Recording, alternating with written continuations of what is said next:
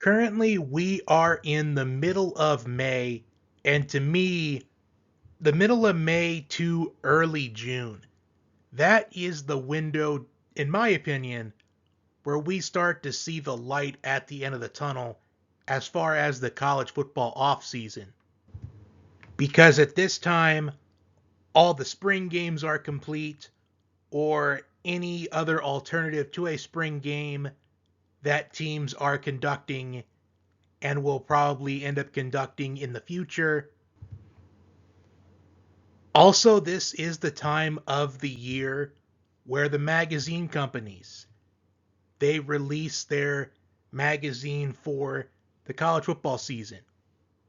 From their team previews and predictions to any other analysis, personal rankings, anything. But there is a YouTube channel that I recently discovered in my algorithm where they have done schedule predictions for a bunch of different teams. And I have done season previews for teams in the past, but the way those guys did theirs, I was really inspired. And I am going to put the link to their channel in the description box. Their channel is Rank and Files. Give them a listen, give them a watch.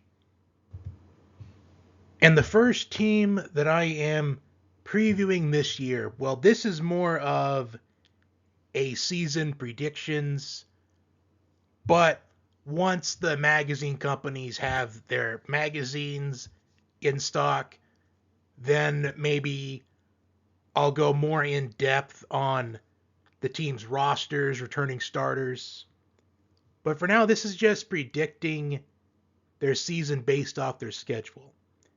And I always start off with Nebraska.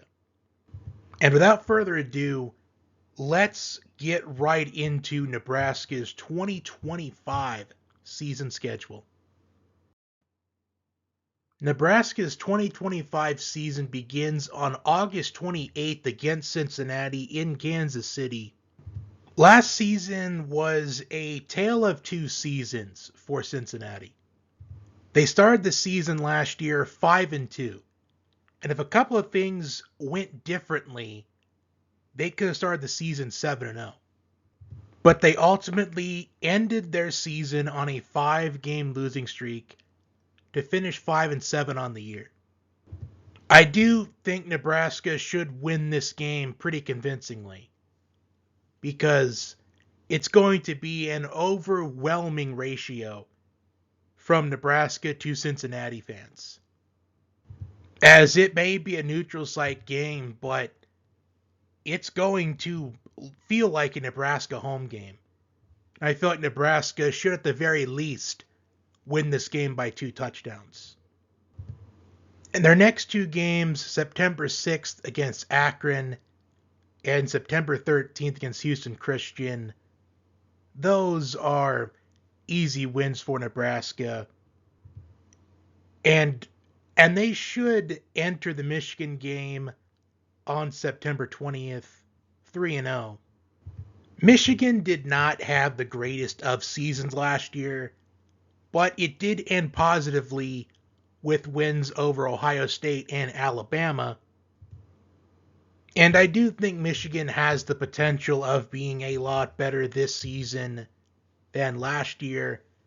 It's unknown who the quarterback will be in this matchup, whether it be Bryce Underwood or Fresno State transfer Mikey Keene. And it's unknown if this is going to be an early game or a night game. I do think either way, though, this could be the first loss of the year for Nebraska, at least on this schedule. But I do think Nebraska, they do get this win, especially if it does become a night game, which could be a possibility, but nobody knows yet. I do think this game is about 65-35 in favor of Nebraska. Then after a bye week, they will play Michigan State at home. And Michigan State, I do feel like they are due for a good season. But I do think Nebraska, I do think with the fact that this is a home game for them, I do think they get the win. Their next game against Maryland, the first true road game of the year, I do think Nebraska, they do get the win. Then October 18th against Minnesota on the road. And this game right here, for me, I have that underlined as a potential trap game for Nebraska. If I had to guess going into this game, Nebraska should win by at least 2 touchdowns on paper, based off how I could see this season playing out. But PJ Fleck is a very disciplined coach, and Minnesota is no strangers to pulling off upsets and playing teams close. We saw that last year with Minnesota against Penn State. And I had also labeled Penn State and Minnesota last year as a trap game for Penn State potentially. I think that's the case here for this Nebraska team. And it's quite possible that they could be 6-0 at this point in the season. And if they are 6-0 at that point, if I had to guess, they'd probably be ranked about maybe 16th or 17th, depending on how everything else plays out up until then.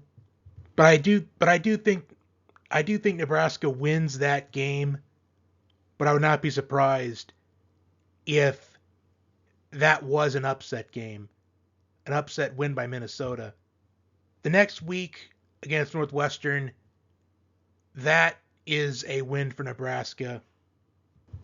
And as I am going through this schedule, November 1st against USC at home, there is a possibility that they could be 8-0 going into this game.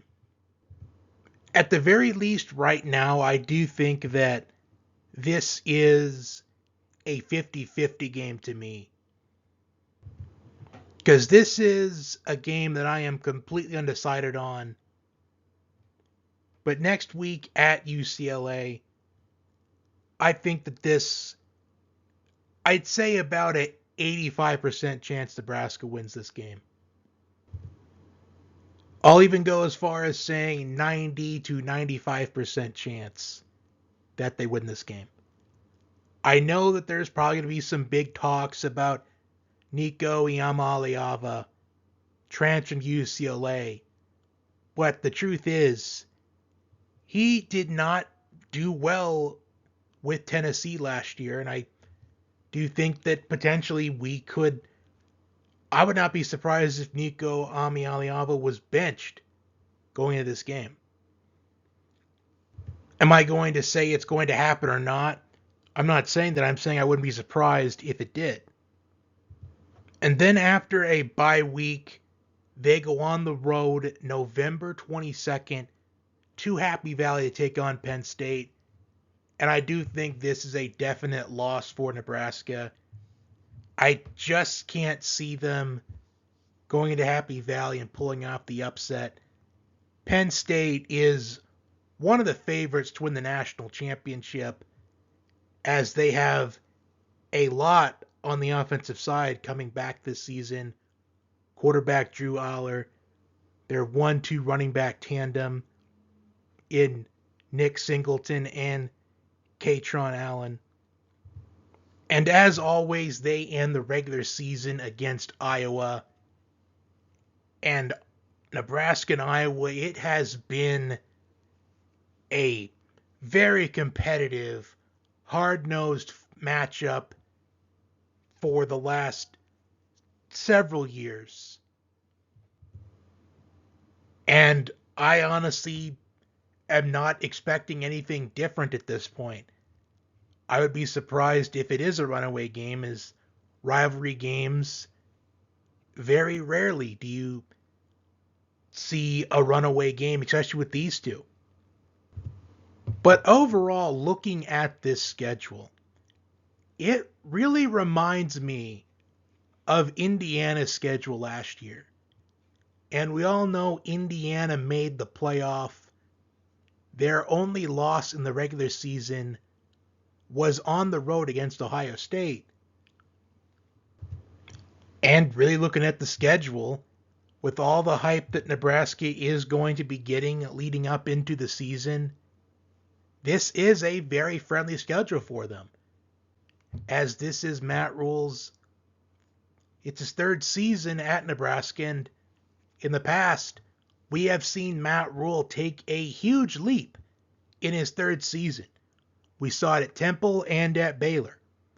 And with this schedule, I don't think it can't be any different for Nebraska.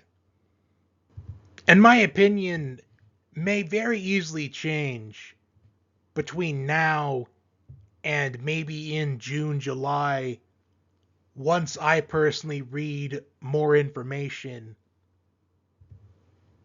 But I do think the ceiling for this Nebraska team is reasonably high, in my opinion.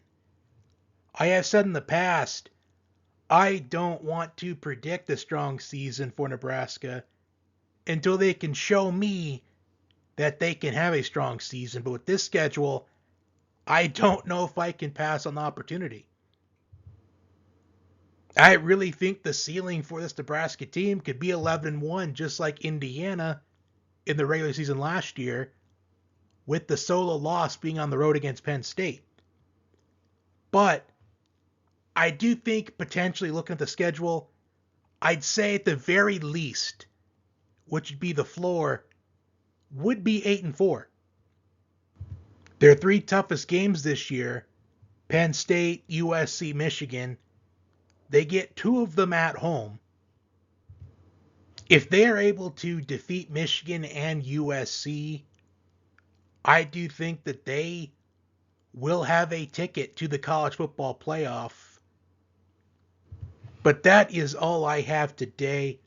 Comment your early predictions for the Nebraska Cornhuskers 2025 season down below. Like, share, subscribe. Until next time, have a good one.